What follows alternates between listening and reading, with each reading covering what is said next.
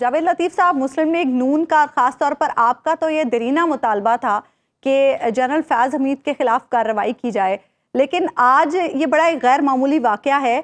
क्या लग रहा है अभी मामलात और आगे भी बढ़ेंगे? देखें, बात यह है कि सिर्फ जनरल फैज़ हमीद साहब की बात नहीं थी और जनरल फैज़ हमीद की ज़ात से चीज़ें जुड़ी जो थीं, जो उनके अमल से पाकिस्तान के अंदर बगाड़ पैदा हुआ, बात उसकी है। और वो खाली फैज़ हमीद साहब नहीं कर सकते थे, वो पूरी टीम थी। और उस वक्त जो बात की जा रही थी कि हम सब एक पेज पे हैं, उस वक्त के तमाम लोग जो एक पेज पे थे, वो इंसाफ फराहम करने वाले अदारों में बैठे लोग थे, या ताकतवर अदारे में बैठे लोग थे, या मीडिया के बहुत से लोग थे, या जो बेनिफिशरी बाद में बने, उन सब को कटहरे में खड़ा किया जाना चाहिए। और किए बगैर कौम का एतमाद बहाल नहीं हो सकता, और किए बगैर आप पाकिस्तान को आगे नहीं बढ़ावा दे सकते। उनको आप सजा मियां साहब ये तो इल्जाम बड़ा मुतय्यन है। इल्जाम के दो हिस्से हैं। होएगा। एक तो यह है कि टॉप सिटी का केस है कि एक तकरीबन एक्सटॉर्शन नुमा कुछ मामला ऐसा लगता है अपेरेंटली, वो तो खैर हतमी तौर पे जो अदालत, जो फौजी अदालत है उसमें तय्युन होगा। और दूसरा मामला है रिटायरमेंट के बाद कुछ ऐसे काम किए जो आर्मी एक्ट की खिलाफ वर्जी तस्वुर किए जा सकते हैं। जो आपका इशू है वो तो इस बीच में आता है, तो वो इशू तो इस वक्त भी ऐसा लग रहा है कि फैज हमीद साहब से नहीं पूछा जाएगा। नहीं, देखें, गुजारिश ये है कि जिस तरह मुझे गिरफ्तार करके 24 घंटे ड्रम में रखा गया था मई जून के महीनों में, और उस वक्त शहजाद अकबर ऊपर बैठ के कहा करते थे कि फैज़ हमीद साहब इसकी चीखें सुनना चाहते हैं जावेद लतीफ़ की, या इमरान खान चीखें सुनना चाहते हैं जावेद लतीफ़ की, मैं तो अपनी बात माफ़ करने को तैयार हूँ। मैं तो वो चीज़ भूल गया।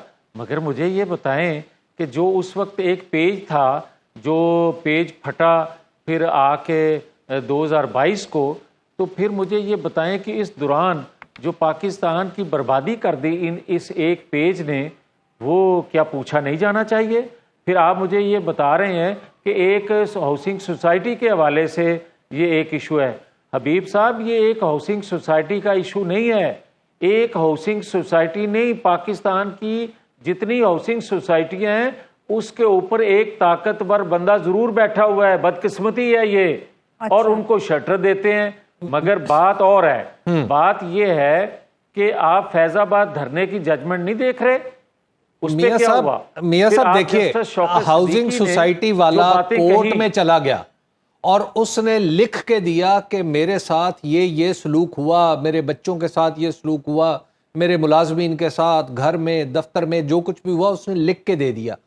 तो क्या आप या आपकी पार्टी में से कोई, या आपकी पार्टी बतौर जमात ये अदालत में लिख के जाएगी कि जनाब फैज़ हमीद साहब के ऊपर हमारे इल्ज़ामात ये हैं और इनकी भी तहकीक की जाए?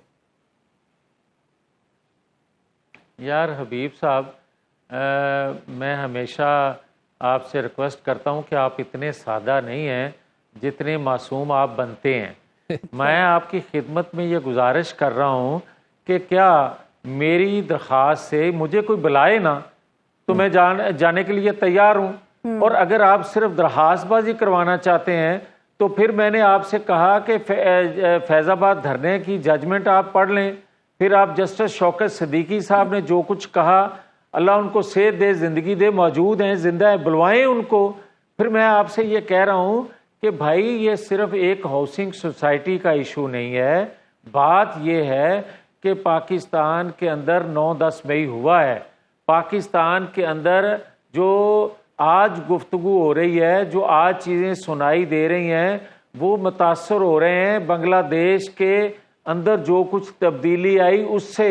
उसको देखते हुए जो मनसूबाबंदी की जाने की कोशिश की जा रही है, जो कहा जा रहा है कि मेरे हाथ में तीली है, मैं पाकिस्तान को आग लगा दूंगा, ये सुनने वाली चीजें हैं, आंखें खोल के देखने वाली चीजें हैं कि उसके लिए सहूलतकारी कौन कौन कर रहा है। और सहूलतकारी सिर्फ फैज हमीद खाली नहीं कर रहे। ये ठीक है कि फैज हमीद साहब अगर इन्वेस्टिगेट चीजें होंगी तो ये मरकजी रोल इनका होगा, मगर बाकी इदारों के अंदर भी कुछ शख्सियात आपको नजर आएंगी, जब इन्वेस्टिगेट चीजें होंगी तो चीजें वहां तक जाएंगी, खुरा वहां तक जाएगा। अच्छा जावेद लतीफ साहब, ठीक है, आप लोग अदालत में दरखास्त नहीं लेके जा रहे, अदालत में दरखास्त नहीं लेके जा रहे, लेकिन जो चीजें आज तक नून लीग को पता है, भाई जो चीजें नून लीग नहीं, फैज हमीद के खिलाफ, फैज हमीद के खिलाफ, अच्छा जो चीजें आज तक नून लीग के इल्म में थी, कम अज कम अवाम के सामने तो वो रख सकते हैं ना। ख्वाजा आसिफ साहब अब आके बता रहे हैं कि हमें 2019 में फैज हमीद साहब ने ऑफर की थी हुकूमत की, अब आके बता रहे हैं 2019 की बात। उसके अलावा सीनियर सहाफी बता रहे हैं कि नून लीग के रहनुमाओं से राब्ते हुए, शहबाज शरीफ साहब को ऑफर की गई कि आप मुझे चीफ बनवा दें, आपको मैं लॉन्ग टर्म प्राइम मिनिस्टर बनवाऊंगा। तो ये बातें क्यों शहबाज शरीफ साहब ने कौम के सामने नहीं रखी? क्यों नहीं बताया गया सियासतदानों की तरफ से, आपके रहनुमाओं की तरफ से कौम को कि हमें ये ऑफर्स की जा रही हैं?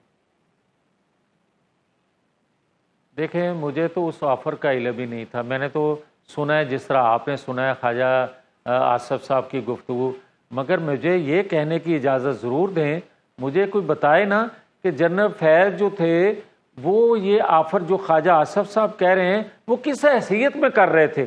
ये तो उससे भी बड़ा जुल्म और जुर्म साबित शुदा है कि वो आप आइन कानून आपको किसी इस चीज़ की या इस बात की इजाज़त देता है, अगर नहीं देता तो फिर ये भी मुकदमा उन पे बनना चाहिए।